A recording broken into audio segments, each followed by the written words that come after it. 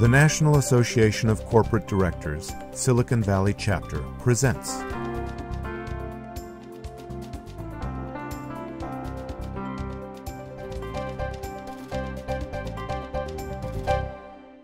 Today we're talking with Chuck Howard, who is a partner at Shipman & Goodwin, and he's considered one of the prominent and foremost experts on organizational ombudsmen. And this is a concept that is growing more important for corporate governance because it turns out that while we've endeavored to create many different formal compliance channels to find and root out and bring to the surface issues of compliance and fraud within large and small organizations, the opportunity for employees to bring information to the fore is still hampered, and it appears that the organizational ombudsman may be one solution that offers the chance to find more information from more employees in a more agreeable way. So with that in mind, let me ask you, Chuck, a specific question to clarify what we mean when we say organizational ombudsman. That word ombudsman brings up lots of different ideas in people's heads, and I think you mean something very particular when you say it. What does it mean?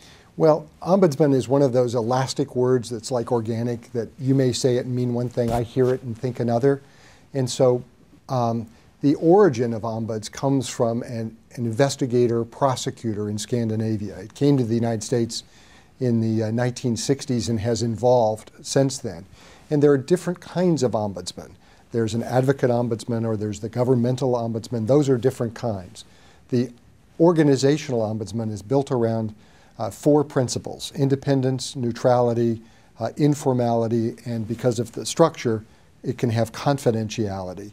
And it's designed not to replace any of the formal channels like HR, compliance, or management, but to supplement them by being a place where people can go to get information or guidance off the record before going to one of these other channels, or to help resolve workplace conflict. So it's not the 800 reporting hotline, it's not the internal audit desk, it is something entirely different. And who does it typically report to, by the way? It typically reports to a very senior officer in the company, ideally the CEO, the COO, with a dotted line to the board. It is not designed to be in the place of any of those other channels. It is designed to help people resolve conflict, surface issues in a way that they would not otherwise come forward. So it really helps them get information and provide guidance to them. So one of the issues that comes up is that the organizational ombudsman's role might supplant or supplement this idea of individuals coming forward as whistleblowers. So can you clarify for us where this fits in the spectrum of people bringing information forward, and frankly, how in reality a whistleblower's activity plays out, both for the organization and for them? Okay, well, one of the gaps in the current suite of best practice, which I would include hotlines, whistleblower laws and policies, kind of robust training for management and supervisors. But each of those, the data shows that each of those leave a gap. You know, people don't go to supervisors or the formal functions because they have a duty to act, and they're really, in effect, the police. Hotlines are very good to have. They serve a purpose, but the data indicates that few people go to them, and of the ones who do, very few of those are compliance-driven issues, and it's compliance that caused the creation of hotlines. So it's a mechanism ill-suited to that role. When you look at the whistleblower laws and policies, there are a couple of key features of those. One is, for some of them, like the False Claims Act or the new Dodd-Frank Act, there is a bounty provision. Another feature is kind of anti-retaliation or anti-discrimination features. When you look closely at those, I think there are limitations there too.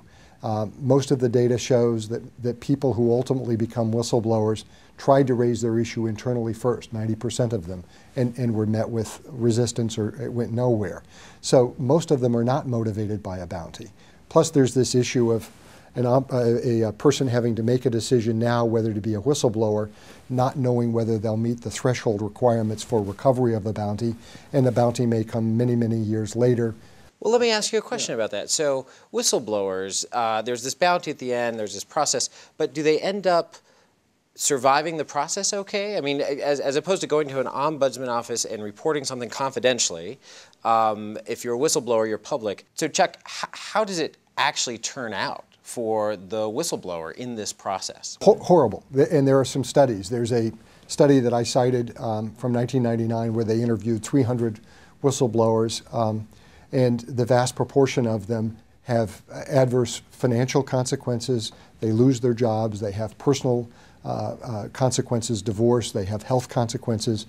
There was a study last year in the New England Journal of Medicine for successful False Claims Act plaintiffs that reported similar adverse personal consequences. In fact, the New England Journal of Medicine study, and these are all people who won significant amounts of money, said on balance it wasn't worth the process of becoming a whistleblower because of the adverse personal consequences. So I think we're almost out of time, but the final thought, do you think that the idea of developing more trust and an environment in which employers are willing to come forward and share information with management and the board is achieved in part by developing this idea of the organizational ombudsman within the organization? Yes, for the simple reason that it's a safe and confidential place to go. It allows people to get information. It allows people to get guidance on what the processes and the procedures are before they go public, if you will, before they speak to someone where it becomes a notice event and the meat grinder, if you will, of the process has to begin. So the ombuds is off the record, and they can get that information and then decide how they want to proceed. It sounds like something we should add to the repertoire of tools available to companies and boards, and we thank you for sharing that information with us today. Thank you.